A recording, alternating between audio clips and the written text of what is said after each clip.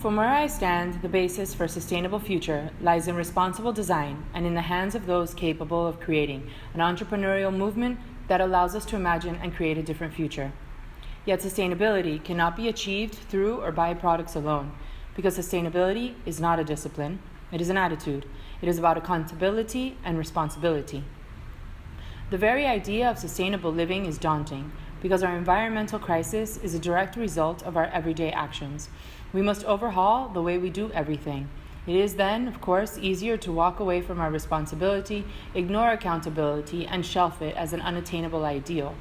Therefore, it is time to shift our approach and stop preaching. It is time to create solutions. Changing the way someone thinks or acts requires confrontation, because you are pointing out an inadequacy. This is usually seen as an attack, especially when you're trying to change long-held habits. But when you tell a story, the reaction changes. It removes direct confrontation. You are no longer telling someone what they should or shouldn't do. A story, which takes the listener into the fold and converts them into the protagonist for change, that moves people.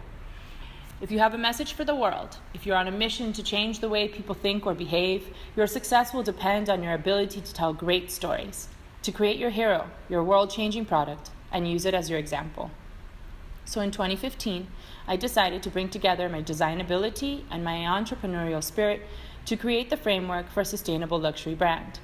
Nomadic Collector is my response as an activist, designer, and entrepreneur to solving one of the least discussed yet second largest threats to our planet, the $3 trillion fashion industry. The number of garments produced annually has doubled since 2000 and exceeded 100 billion in 2014. And I have lists of statistics with numbers of all sorts, but they are truly irrelevant, because I will be the first to admit the numbers are enormous, so vast I cannot begin to grasp them. Again, daunting. The important thing is that the industry must become more responsible and efficient. Otherwise, as the emerging economies reach their Western counterparts' acquisitive power, the environmental effects will be catastrophic. The fact is, innovation in the way clothes are made has not kept pace with the acceleration of how they are designed, marketed, and sold. So I set out to innovate our business model, beginning with manufacturing, but more specifically with our materials.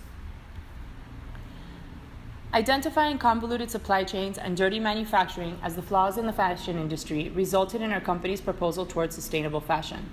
However, it wasn't until I went on an overdue journey to Costa Rica, the country of my birth, where it all came together. Their long-standing dedication to environmental conservation provided the framework. Costa Rica is home to a 100-year-old family-run tannery that exceeds the requirements and expectations of any tannery on Earth. Vertical integration allows for a transparent supply chain overseeing the full production process. All livestock is free-range and cruelty-free, and ultimately 100% of the animal is used, either in the food cycle, production processes, or producing clean energy in biodigesters. All water used in the tanning process is filtered in treatment plants with processes superior to European standards, therefore returning water to the environment cleaner than when it arrived. Reforested timber is used instead of more traditional materials such as metal and plastic, which have high carbon footprints. Timber is, in contrast, a renewable and biodegradable resource that provides environmental benefits at other points of its life cycle. All our woods are certified as grown for logging by MINAE, our regulatory agency, therefore confirming we are not depleting the precious rainforest. The manufacturing process requires lots of energy, and this problem is being resolved by the government, who is on target for a fully renewable power grid by 2020, thus resolving the tedious and expensive endeavor of having to invest in our own power solutions. We were lacking one integral component, however, and that is a fashion industry. But more to the point, Costa Rica lacks a consolidated manufacturing base. That, however, was my key advantage. I could create my own straightforward supply chain and clean manufacturing. Clean materials, clean energy, and ethical working conditions are the necessary elements. I call my approach manufacture locally and ship globally, derived from the environmental mantra, think globally, act locally.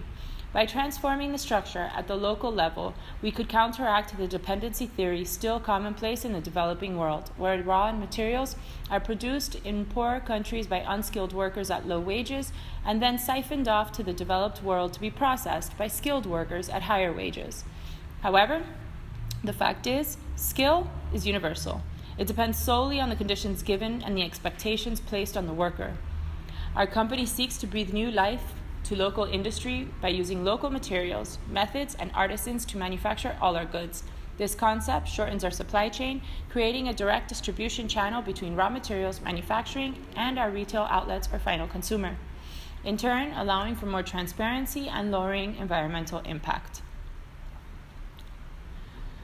The nomadic supply chain. There is a long-standing approach to design, one that has been with us since the beginning of the pret-à-porter. We design collections seasonally, at least twice a year, then have 6 months to source materials, find manufacturers, and implement supply chains to fit the design. This does not create sustainable pattern where designers invest in their materials and production. Therefore, to make the most of our supply chain, and contrary to this long-standing tradition, I decided to create a sustainable supply chain and then design collections and items it could support. It is a fact.